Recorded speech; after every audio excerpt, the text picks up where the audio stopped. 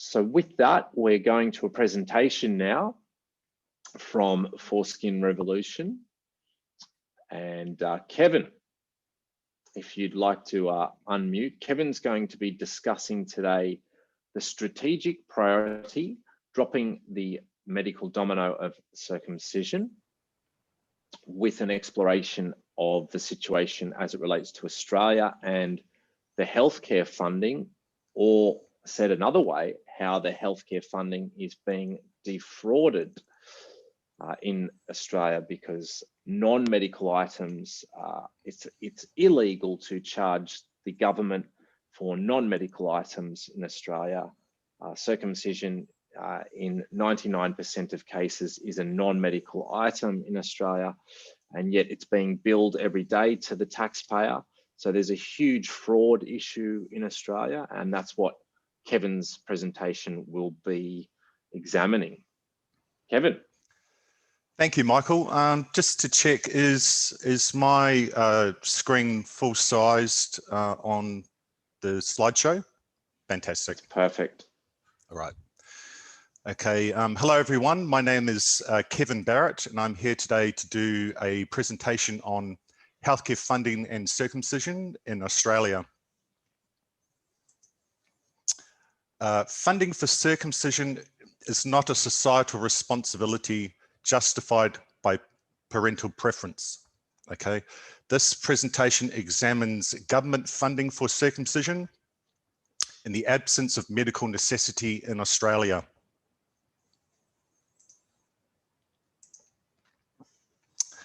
Approximately 12% of all Australian male children are currently being subjected to circumcision primarily during the neonatal period. In 2019, over 20,000 circumcision procedures were performed, subsidised by Medicare, who are mandated to fund clinically relevant procedures only. Over 13,000 of these procedures are statistically unexplainable. Routine infant circumcision has been banned in all public hospitals since 2007. Circumcisions are now primarily being performed in private clinics when requested by parents. Medicare, in the context of Australia, is responsible for payment to private practitioners who operate outside of public facilities. Partial funding from Medicare covers on average 50% of the cost, but is intended for clinically relevant circumcisions only. This cost on average in terms of subsidy is between $300 and $600 per procedure. The rebate for the procedure itself will range between $50 and $100. And this is dependent on what type of pain relief is applied in conjunction with the procedure. However, consultation fees are generally fully covered by Medicare, costing as much as $100 per consultation. How it is typically performed is there will be an initial consultation, then there will be a further consultation on the day of the procedure, and then there will be a third consultation, which is post-operative, generally within the first week of the procedure being performed. Now, I am laboring this point because many may have the perception that it is only a $50 figure that is extended. However, it is significantly more than what many people think. The use of analgesics or anesthesia was mandated in November 2020 as a criteria to qualify for public funding. And this is a very significant shift because it speaks to the harms that result from pain in the absence of pain relief.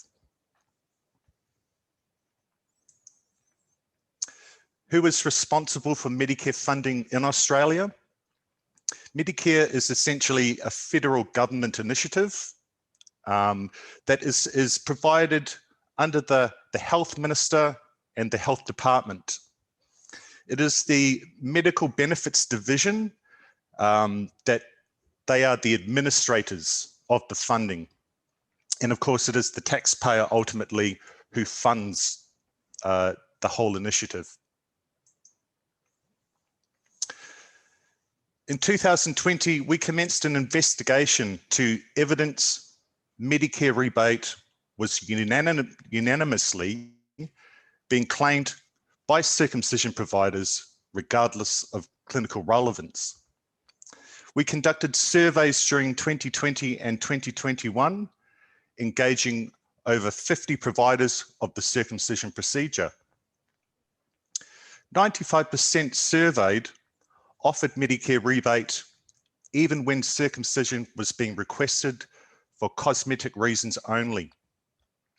Many surveyed stated in writing the rebate was applicable regardless of medical necessity. All findings from our investigation were submitted to the Medical Benefits Division for investigation and action.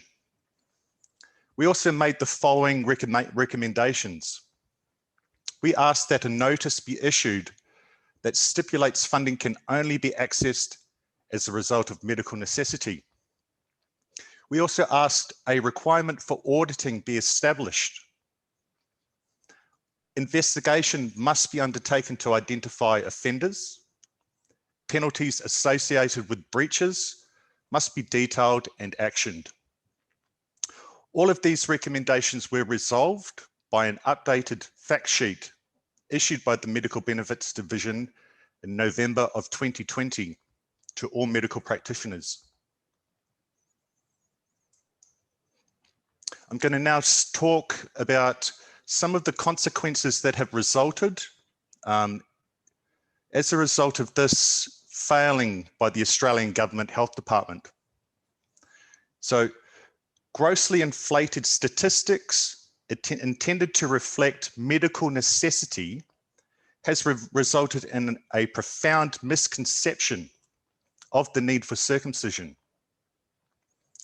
Based upon Medicare statistics, some circumcision providers are soliciting clients by stating 10% of all males will require circumcision out of medical necessity anyway. Millions of dollars in public funding intended to ensure the well-being of all Australians has been fraudulently acquired by those performing clinically irrelevant circumcisions. Tens of thousands of male children have been subjected to circumcision unnecessarily and under false pretense.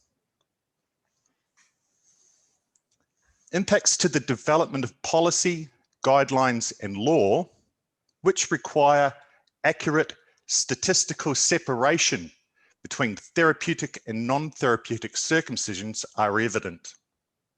I will give this example. In recent correspondence with our National Children's Rights Commissioner, she explicitly expressed that accurate statistical separation between therapeutic and non-therapeutic circumcisions was required in order to progress rights considerations. She explicitly expressed this.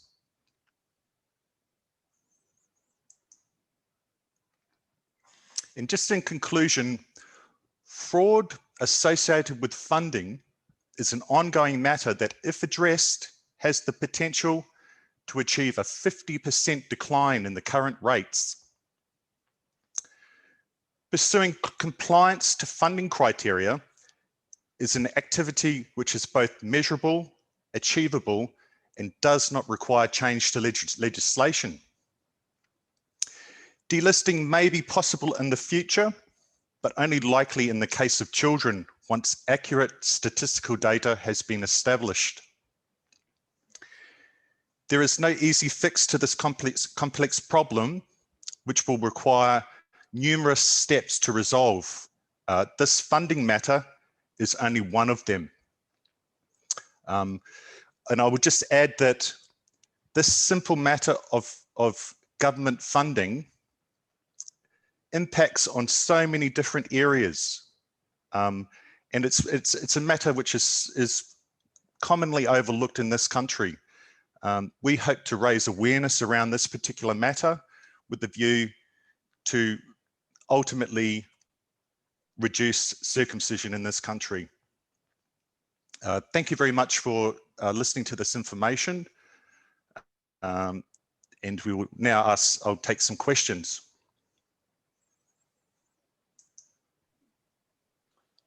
Ladies and gentlemen, if you have a question for Kevin Barrett, you're welcome to raise your hand, put a plus sign in the chat box, or type your question into the chat box. And we have some questions from John Atkinson in the chat box. Fantastic.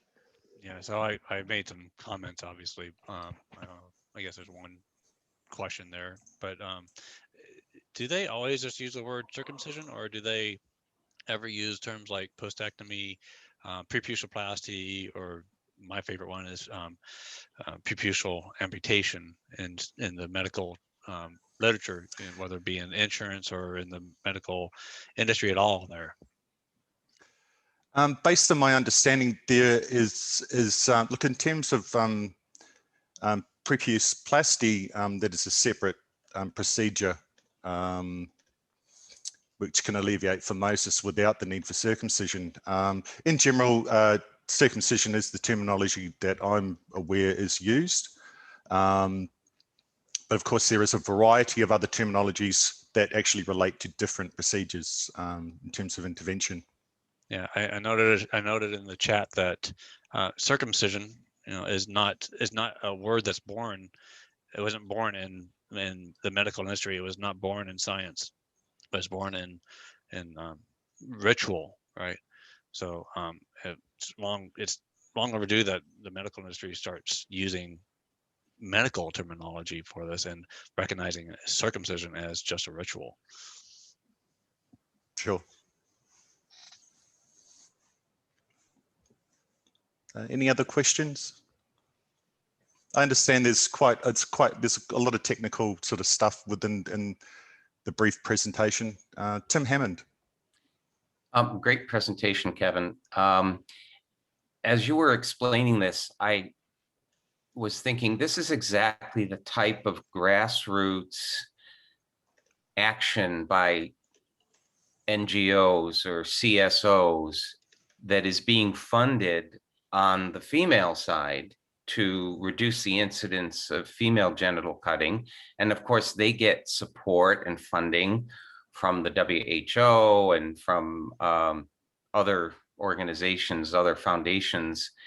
Had you thought about the possibility of ways in which you can get this funded or further supported by different levels of society?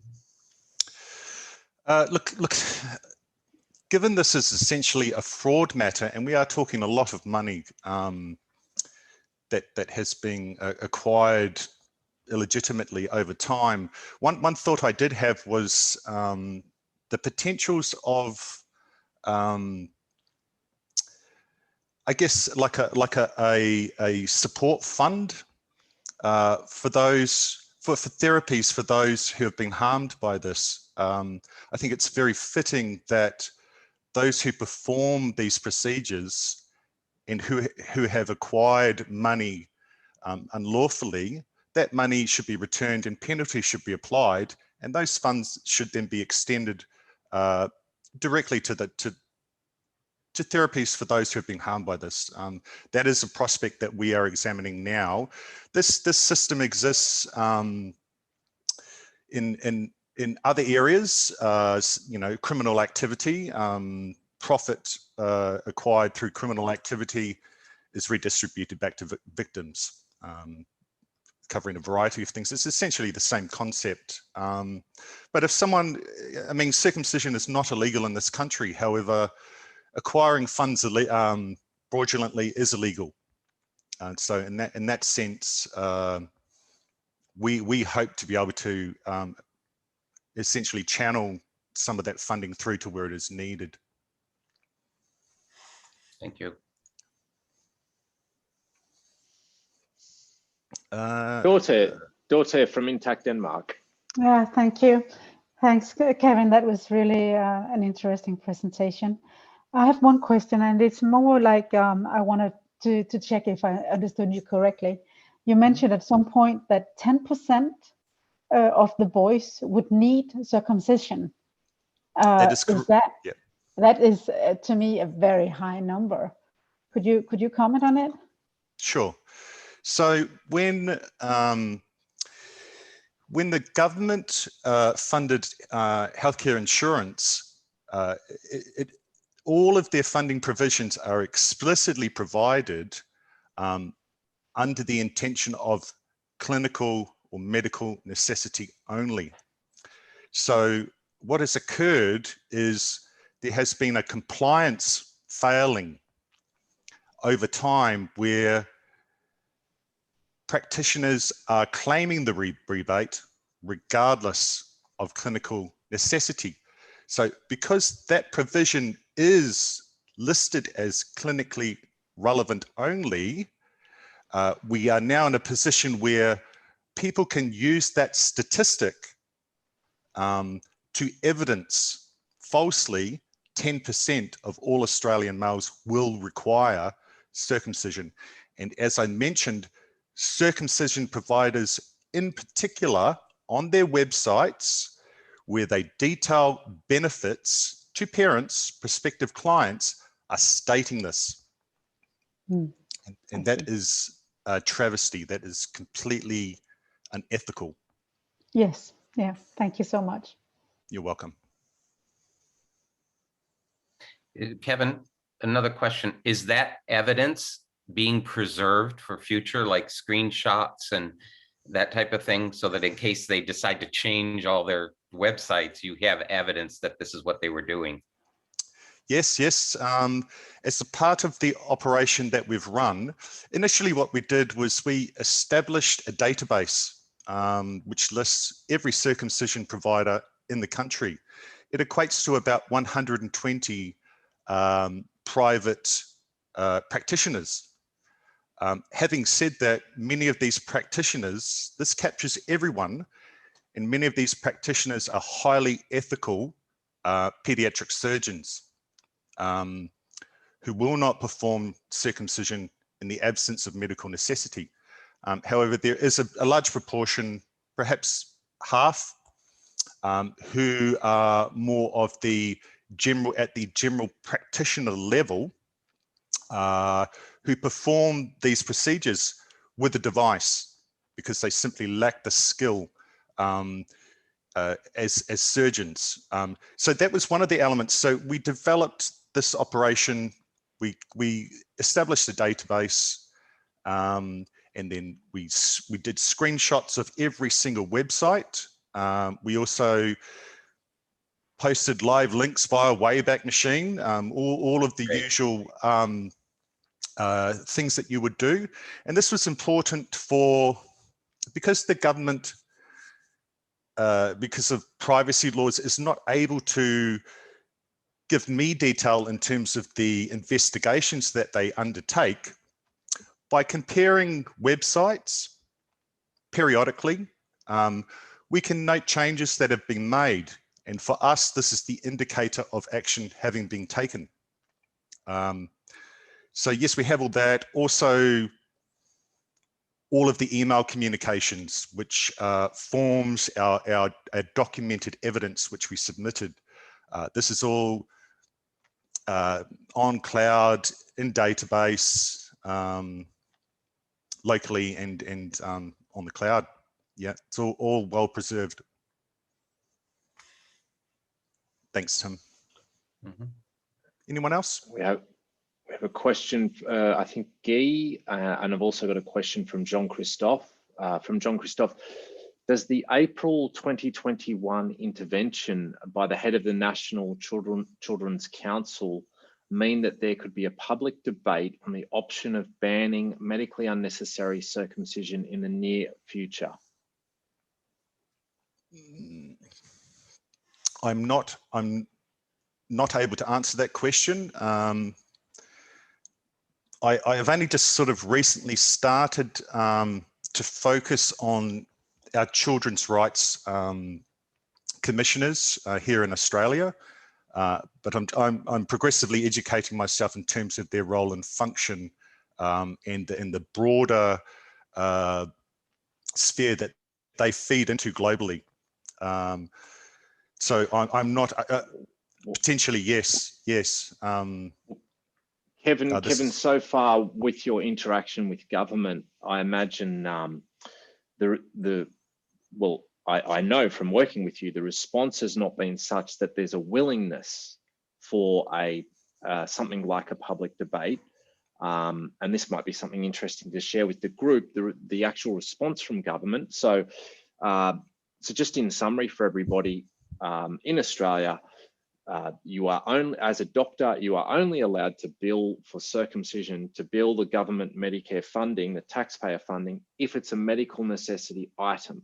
So you cannot bill tattoos or, breast enlargements or facial cosmetic surgery. It's absolutely illegal to bill those cosmetic sort of procedures that are not medically necessity.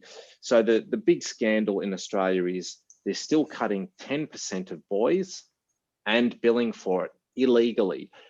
In the very rare case, so in New Zealand, there's no government funding for circumcision. And Kevin did an analysis of the Auckland area and found that only 1 in 2,000 boys was getting a medical necessity circumcision, 1 in 2,000. Whereas in Australia, it's 1 in 10. According to what doctors are billing. They're saying, oh, this, the billing code's for medical only, and we're going to bill it. So clearly it's not medical only, and Kevin's expose has showed that when we write to doctors saying, oh, we've got a son we want to circumcise to make it to look like dad or for parental preference, they write back and say, sure, no problem, and we'll bill the government for it. So it's a huge scandal. And so the response that we've commonly be getting, and I'd love you to comment a little, Kevin, is the typical runaround from government, passing the buck, and it's been very difficult to get accountability from anyone. So Kevin, if you'd like to comment. Yes, absolutely.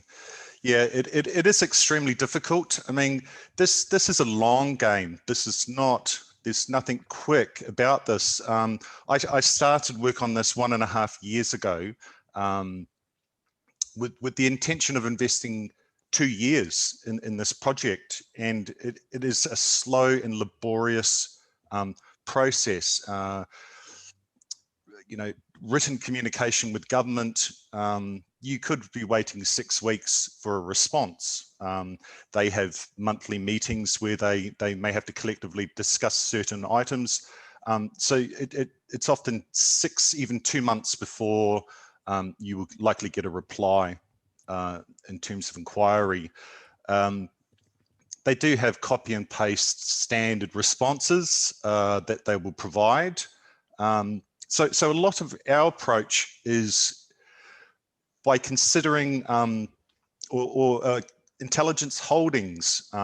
So we've acquired correspondence that many other people have had with the government and with the Children's Rights Commission and so on, and Human Rights Commission. So when we write to them, we already know what their response will be. And this allows us to try and craft our inquiries with consideration to what we know they will already say. And this just helps condense time. And also try and push back on their intention to stall and push you in circles. And what will often happen is each department will simply say, this falls within that jurisdiction. So you'll need to make contact with them. You will contact them and then they will say, no, this needs to be dealt with that department.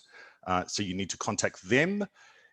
and as I said, it could be 6 weeks between each written correspondence. So it is very much a stalling tactic. But as I said, we utilize intelligence holdings to try and limit that. You know, it can seem futile at times, but it's you know, we are making progress. So Kevin, what I hear you pointing to there is this also an exercise of narrowing down jurisdiction. So what is the jurisdiction of the Child Commissioner? What is the jurisdiction of the Medicare Funding Department, the MBS, and so on and so forth? So this is another exercise we're undertaking in Australia, is really ascertaining each department's jurisdiction so we can hold them accountable, because we've had the experience of slipperiness. They pass the buck constantly. Oh, well, that's not our responsibility.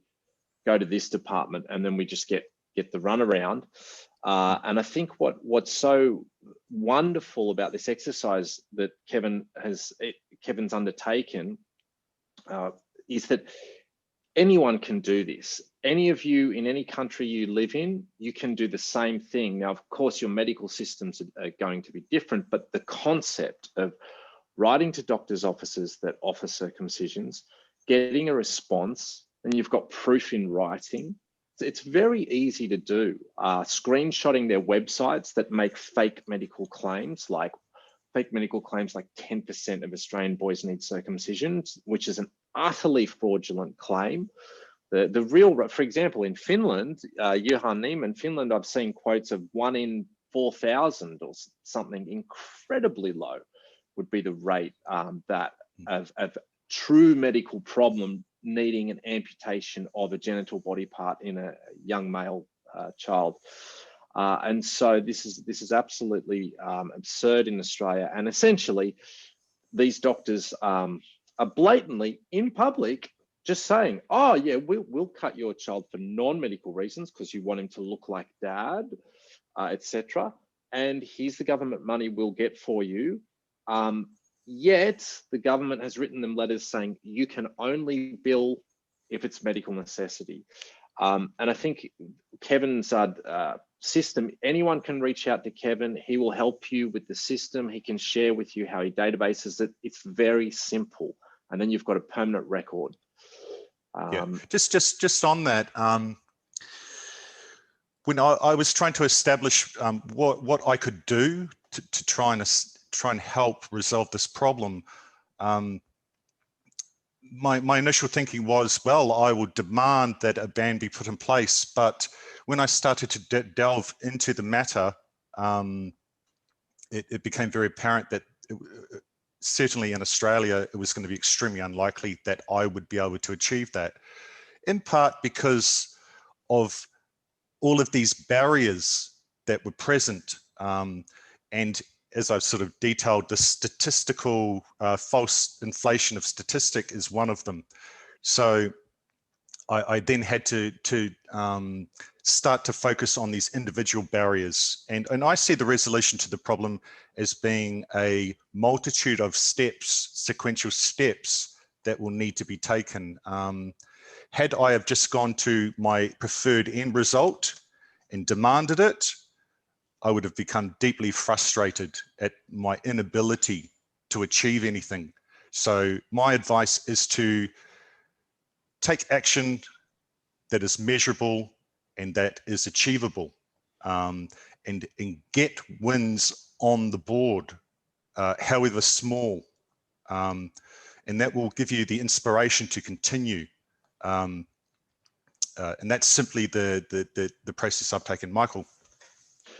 Kevin, what is the potential outcome if you manage to get the government to do compliance testing? In other words, to say to doctors, okay, show us your figures. You know, you're an office that's doing several circumcisions a day. How is that possible in a small country with a small population? That can't be medical necessity. Yeah. So if you actually get them to run that compliance testing, they'll see the fraudulent billing, the 10% rate, which is fraudulent. So then what do you see might happen, might be the outcome if you actually achieve that? Okay. Look, they have already made the commitment to do that in public notice that they've issued to medical practitioners. They've explicitly stated it. So from here, I believe it's just about continuing to apply the pressure. As an example, 1 year after this commitment they've made, I will run a survey and see if there has been changes. And if there hasn't been changes, I will simply provide that to the government again and ask for an explanation as to what is happening. You know, in terms of if I consider Australia and New Zealand, sister countries, okay? New Zealand does not have a Medicare system.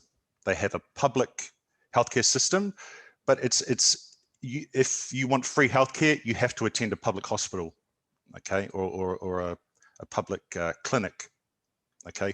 Whereas in New Zealand, they have public hospitals, and then they have private practitioners who are funded under Medicare. Okay, New Zealand does not. In Australia. So New Zealand does not have Medicare. They do not have a Medicare system that pays private practitioners. So when I look at the circumcision rate, about 13–14% in Australia, and in New Zealand about 6%. So in terms of what I hope this will achieve is at least a 50% decline in the current rates in Australia, bringing them down consistent to what we see in New Zealand. That is ultimately the outcome I'm looking to achieve. Outside of perhaps the more important element, which is having statistical evidence documented by the Medicare entity themselves.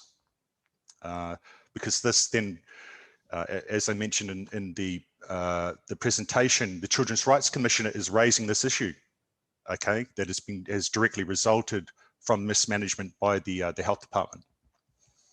You know, I hope I answered the question amongst all that.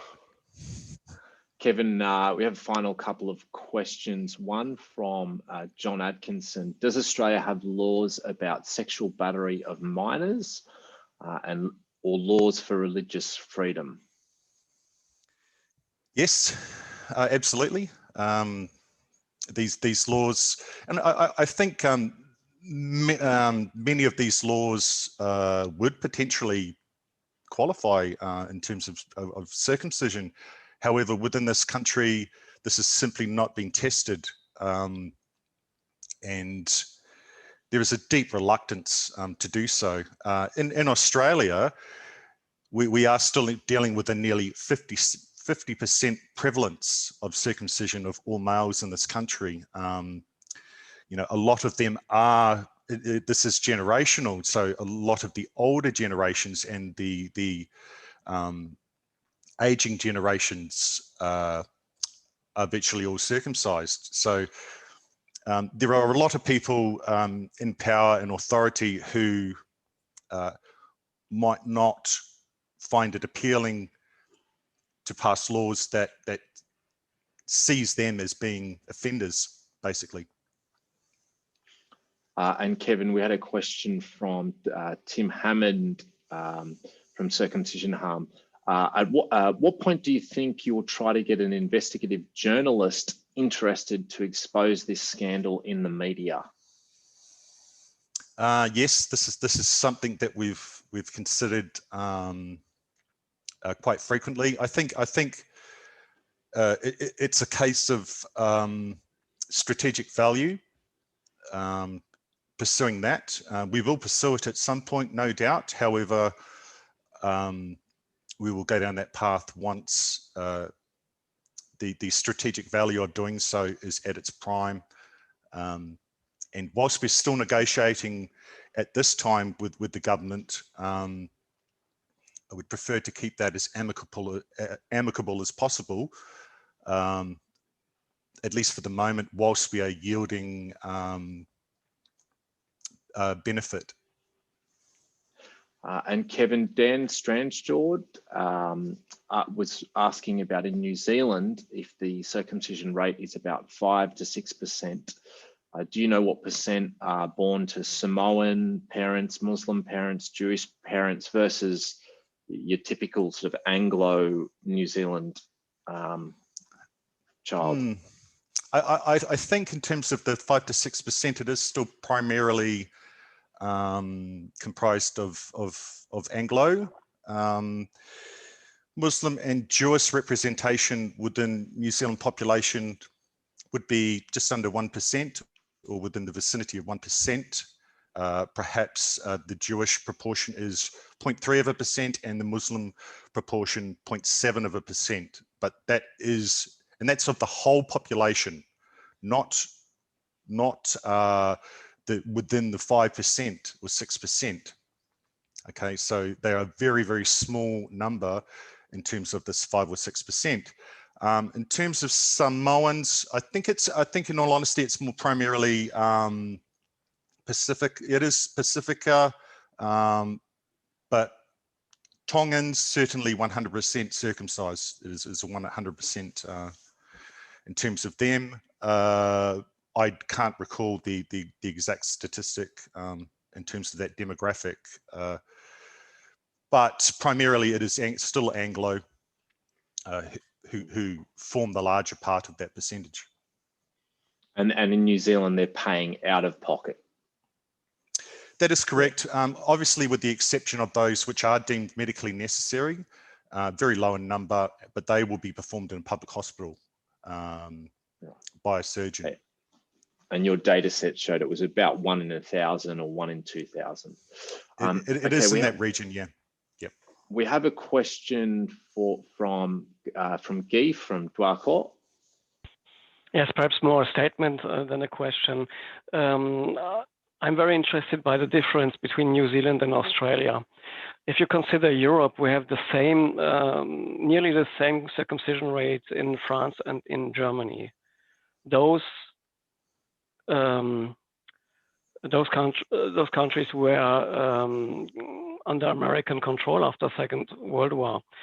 If you move to the east, Poland, Slovakia, or to the south, Italy and Spain, you have circumcision rates of 1, 2, 3%. And in Germany and France, we have 10%. And if we consider the population, the Islamic population, we have 15% overall. So I would like to have an explanation how prepuces in those countries can be so different. That's very interesting. So what do we have? Which tool do we have? Tools do we have? We will make perhaps a presentation, I think, about the dossier from Nicolas Maubert, our president, ex-president, who has made a very huge dossier about the penile hairs. And I think it's very important to bring light on medical evidences. In Germany, I say we, but some of us have achieved to have managed to take influence about the guidelines. The last guidelines were made in December 19, Werner, and December 18. Your microphone is muted. Okay, shortly. And they say the prepuce is a valuable part of the male body. It was December 17. 17. Wow. Yeah. And it's reviewed this year. And okay, I don't give details about this. Another tool we have built in Draw Core is something like a Hall of Shame. You know, we publish on our internet website, and we are writing to medicals saying what you said in public is wrong. Here are the medical evidence, and we invite you to make a correction to what you said or have written on your website or said on the TV or something like that. And we had some positive reactions about people changing their mind and their assertions about circumcision. Thank you. Thank you. Yes, it is the concept of making a request for this information to be changed is something that we were very interested in and may still pursue. How I tend to approach that is we have a regulatory board here which is responsible for advertising, and we have had quite a bit of success in because when circumcision providers present information on their website, this is in fact advertising. So when there are blatant statements which are made which inflate benefit, this is something we can legally take action upon. So and I have a series of submissions in play with that regulatory board as well, to have it legally challenged and have these statements legally removed. So that is essentially the approach I've taken. And that is because of how blatant and a lot of the statements they make are. So I am able to pursue it legally and do. Thank you. And we have a question from Ephraim. Ephraim, if you'd like to unmute and ask your question. Yeah, so my question would be that, seeing that, I mean, first of all, thanks for the presentation. I also liked it, so my question is, seeing that you're already contacting a lot of people to raise awareness on this issue and also maybe get them to do something, my question would be that are you also contacting people from academia? So, for example, in health law, potentially influential people in health law or medicine ethics, because here in Switzerland and probably in many countries, my experience is that academia has is consulted sometimes, or what they publish has an influence on then the public policy. So, yeah.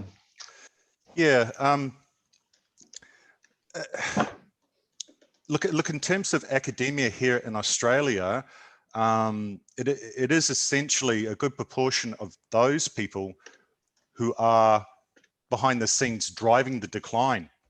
Okay, our decline has been driven by medical authority and academia in medicine. I'm just here helping the government along,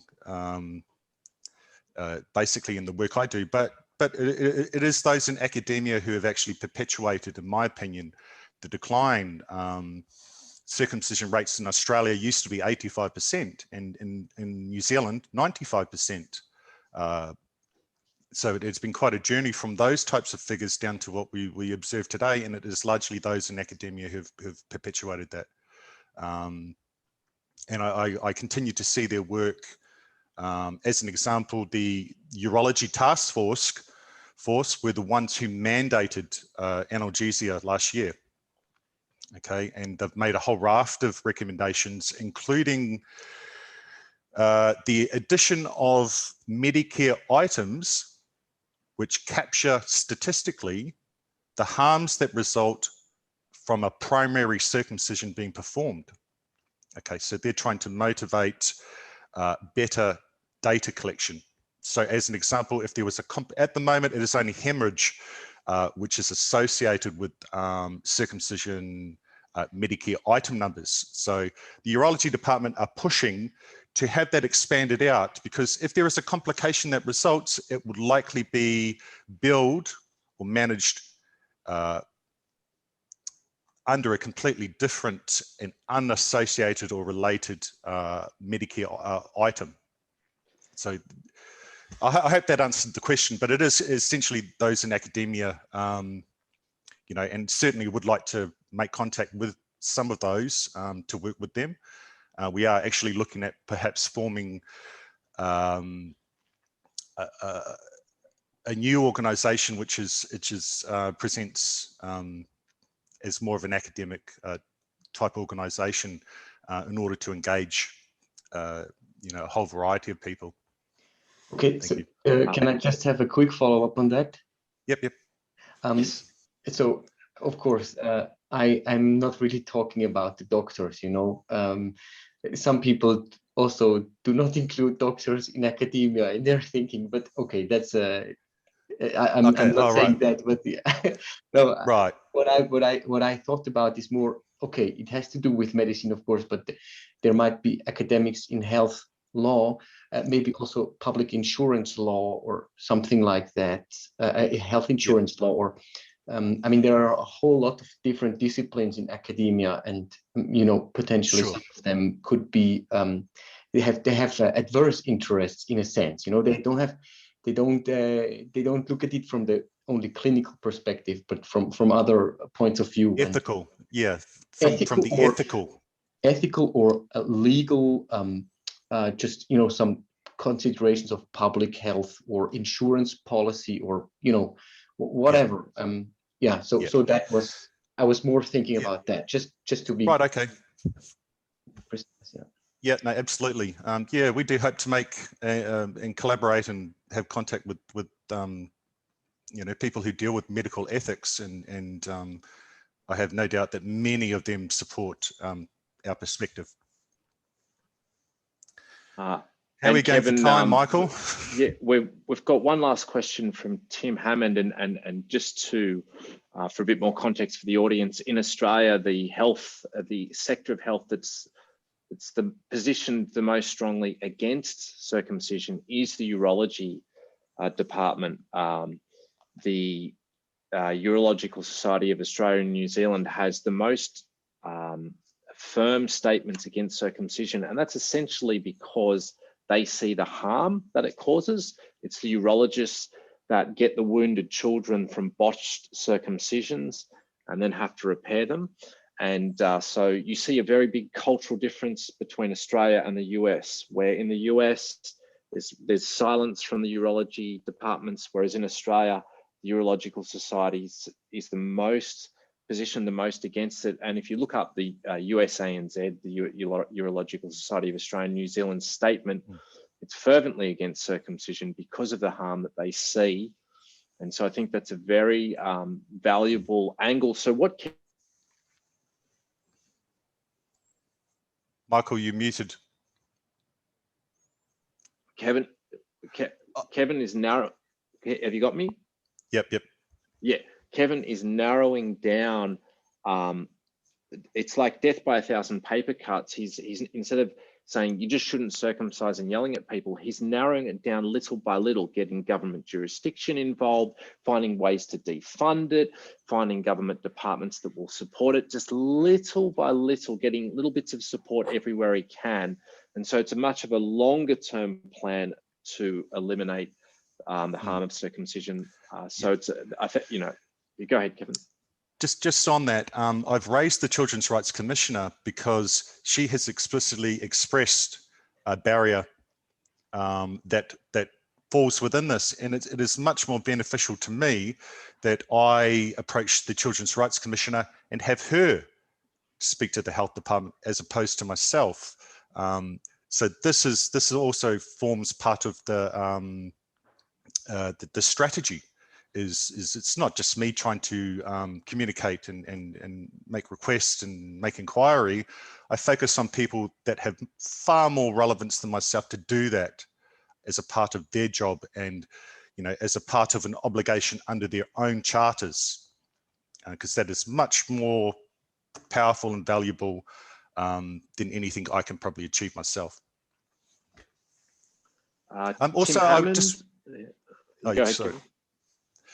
I just wanted to add that if anyone does find this subject interesting or would like to have a conversation or a discussion concerning this, I'm available and happy to do that at any time. We can arrange that. Sorry, Tim. Tim, just if you could keep it brief, and then we've got one last question from the Duarte Core member from Kenya, and then we'll move on to the next item. Thank you. Perfect lead into my suggestion here. I will keep it brief, but I do want to mention it to everyone here because it has international relevance. And I do intend to talk with you after this offline, Kevin.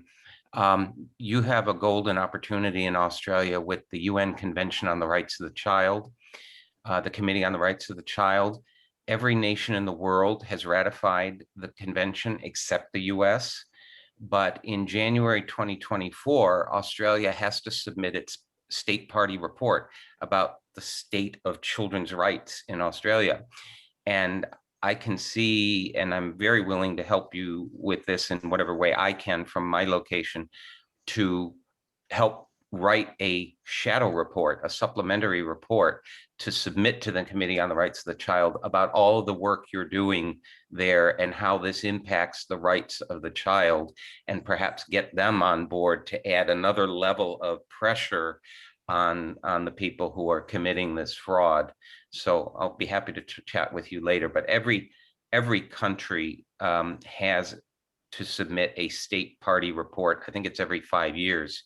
And NGOs and CSOs can contribute shadow reports as a supplement to the state party report. Very good. I'm very keen to do that. Thank you for that, Tim. And our last question, if you could remind us of your first name, the gentleman from Duarte Core, Kenya.